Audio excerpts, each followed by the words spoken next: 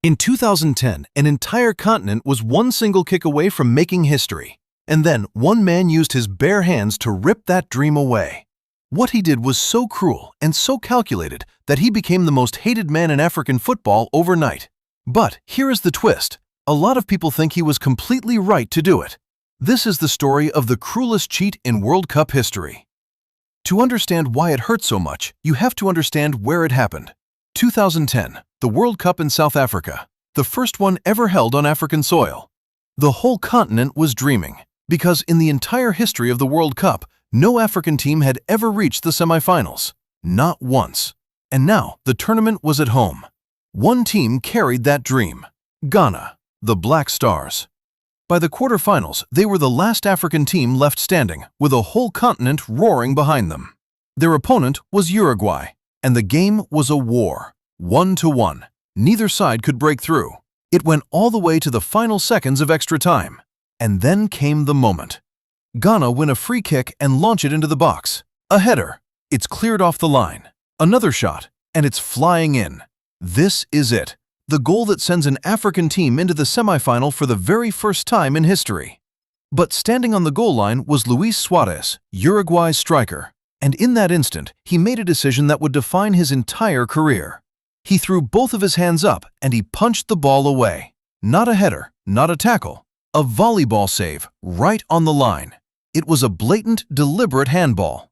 The referee saw it instantly. Red card. Suarez was sent off, in tears, and Ghana were given a penalty. The very last kick of the game.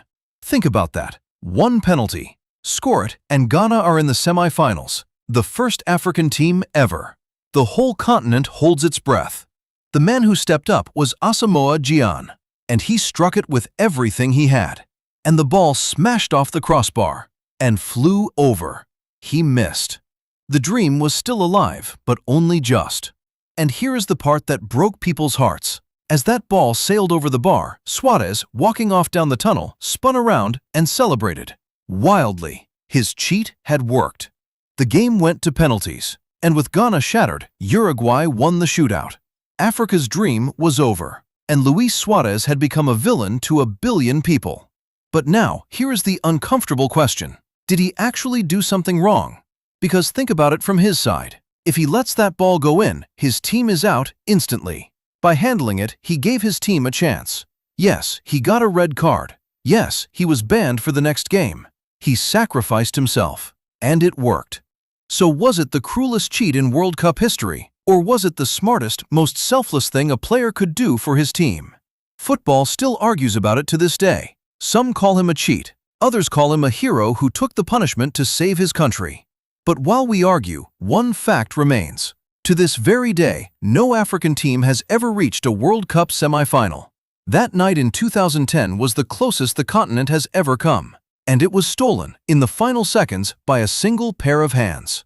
In 2026, with a new generation of African talent, they will try again to finally break through. And to lay to rest the ghost of the night their dream was punched away. If you enjoyed falling down this rabbit hole, subscribe, and I'll see you in the next one.